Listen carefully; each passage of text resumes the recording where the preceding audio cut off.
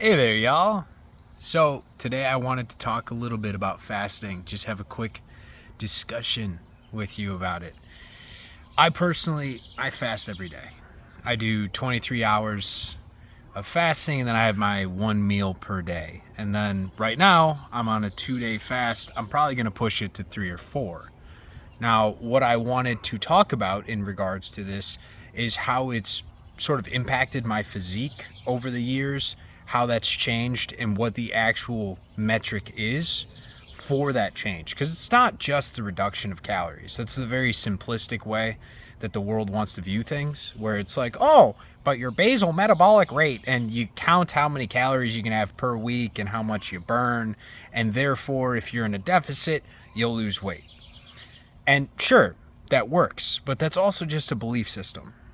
What I want to get at today is the consumptive nature of humanity, especially if you're out here in the West. We have a belief system where you need 3 square meals a day. Plus, let's be real, you might have a little dessert. You might have a couple snackies. And I mean, there's nothing wrong with snackies. I fucking love snackies, bro. Especially with my nephews. I eat lots of Teddy Grahams. I eat those, some Cheez-Its, a little bit of ice cream, some mac and cheese every now and then. But I actually appreciate it. I appreciate the food. And that's where the actual magic starts to happen when it comes to your physique and changing your life, is when you consume nonstop consumption. And I was like this back in college, where it was I would wake up, I would eat. I would get back to my room after some classes, and I would have a snack. Then I would go out for lunch, and then I'd probably have another snack while drinking a couple beers with the boys before we went out to dinner. And then we'd eat again. It was nonstop eating. And the only time where I wasn't consuming something was when I was sleeping. And what that state of being is, the vibration, the energy that you're in, is not actually love. Yes, the food tastes delicious. Don't get me wrong. When you're eating tasty, high fructose corn syrup foods, the very sugary stuff or the very salty stuff, it tastes delicious. And so you need to understand that's just dopamine. Like, your brain is kind of lying to you, and we need to be able to listen to the heart. What the heart is actually saying is, wait, we're full. We don't need to eat more. Why do you keep eating? And so we're eating out of a state of lack. We're endlessly consuming to the degree that we get addicted to consumption itself. And you can see this across all facets. You'd see it with doom scrolling. Do you really need to watch more content? No, but there's some void within you that you need to fill. So you keep scrolling. You need to get a little bit more dopamine. Same thing happens with food. You don't need to be eating more, but you feel like there's this void, this empty space within you. And so the food and the dopamine helps you fill it momentarily. But over time, it just makes you feel worse and worse. And it just pushes your vibration down, because that vibration that we're hitting there is one of lack. It's, hey, there is this void within me. I need something to fill it. Whether it is pornography, whether it is food, whether it is drugs, whether it is alcohol, whether it is nicotine, whether it is endlessly scrolling on any of the apps or just Netflix, whatever it may be, we are addicted to consumption. So how does fasting impact this vibration? How does it impact your consumption? Well, when you take time away, you kind of have to sit there, and you have to become very well acquainted with this void. You actually have to stare it in the face for once and realize, hey, I'm not going to eat today, but that endless hunger that is within me, well, it's still there. I need to fill it. I need to fill it with something. And so that's why you have this popular idea that's going on in social media, and it's been around for thousands of years. It's been around since the beginning of time, which is dopamine detoxing, where you don't eat food. You don't consume any type of technological videos, right? That sounds retarded. But you don't consume anything online. You probably don't even read. You don't go on your phone at all. You don't listen to music. You have zero dopamine. And what this allows you to do is actually reset your nervous system back to baseline. So you can actually start to feel joy again. You'll get a little serotonin out of life. And that's how I approach a lot of the fasting I do. Sometimes I do it because I ate too much and I just want to give a couple days off so my digestive system can, cook through all the food and it releases inflammation. And sure, cell autophagy is great and it makes you look young forever.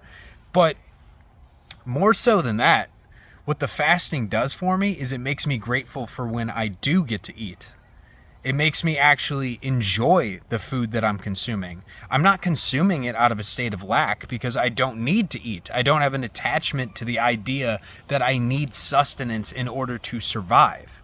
Instead, when I do choose to consume, I actually love the things that I get to eat. I love the process of cooking. I love all the aromatic smells that fill the kitchen. I love the feeling of the texture and the taste and just the entire process of it. It's almost like a romanticization. Don't say anything. I can't pronounce that word. Romanticizing. You learn to romanticize. Yes, food again, right? You learn to fall in love with it. And when you can fall in love with it, you kind of change your biology to a degree because your vibration is so much higher, right? Everything with me is vibration. We're trying to increase that vibration. And a lot of the times that comes through increased awareness. You become aware of things that then you can use your discernment. Discernment being a subjective view based off of yourself. You get to view certain types of food, certain activities, and say, hey, you know what? I'm not going to judge other people for doing that thing, but it's not good for me. I don't enjoy it. So I'm not going to include it in my life. And so when you're able to use your discernment again, when you're able to use your intuition again, it's easier to be in a higher state of being, a higher vibe, because now you're discluding things from your experience that you no longer need because you were only doing them really before because of a lower state of being. You were only doing it because of lack. If you take a couple days off and you dopamine detox from everything, not just food, you'll start to realize that to be happy, you just need a couple of the simple things. You just need to go spend time in nature. You might just need to have a couple conversations with people that you genuinely care about. You want to actually live your life again instead of just endlessly scrolling your way through life. And it's a beautiful place to be. And the way this impacts your physique is so important. I want to be very clear because science is going to disagree with me. I don't give a fuck about science. It's pseudo. Okay? It's pseudo. You heard it here first. It's kind of like bullshit. All right? And the reason for that is your body, your physical vessel is going to be a mirror of your internal world.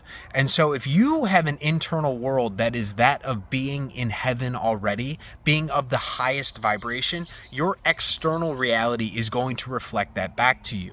When you learn to just eat foods that you love eating instead of eating only out of lack, your body is going to reflect that back to you. When you live your life filling it with things that bring you joy and happiness and love, then your life is going to reflect that back to you and your body as a result of that. If you are put here to be a bodybuilder, right, and you are going to be living from that state of being, that you are a bodybuilder, it is going to impact the actions that you are taking. Instead of taking actions out of spite and out of lack and say, oh, I have to do this, right? Low vibration. You have to do it. Instead, you're loving the process. And when you fall in love with the process and your mood is higher, your vibe is higher, your gains are going to reflect that back to you. Everything that we've been taught is essentially backwards. We need to create the world outside of us from what we're experiencing within us. One of the best ways that we can start about that process is by fasting from things. Not just food, everything. Make sure that when you do something, you actually are grateful for it. Make sure you love it. Make sure it brings you joy. Taking some time away, even though it's a little painful to get used to the process of it, will uncover and unleash you. It will show you the things that are actually necessary for your happiness and for your growth and your expansion. Everything else, it's just fucking noise. It's just static. You don't need it. Okay? So I'm not telling you you need to fast. Obviously, I don't really care what you guys do. But if you want to know how you can start reacquainting yourself with food in a healthier way instead of just endlessly consuming it because you feel bad, I would highly recommend maybe partaking in some intermittent fasting, maybe 1 to 2 day fast at a time, and then it will be able to start healing that connection that you have with food. We want to be able to release the lower emotions, especially ones like shame. A lot of shame comes with eating food. A lot of fear comes with eating food. When was the last time, even if you're a fit person like I am, I'm pretty fit. When I was unhealed and I was still consuming all the time, there would be like that little thought in the back of my head, that belief that if I have a cheeseburger, even if I've been doing my cardio, I've been lifting weights, it's going to put on fat. That's fear. That's shame. You feel bad about the food after you consume it. That is what fasting is for. We want to heal our connection with food. We want to heal the relationship that we have with it, so when we do consume it, we consume it out of a higher state of being.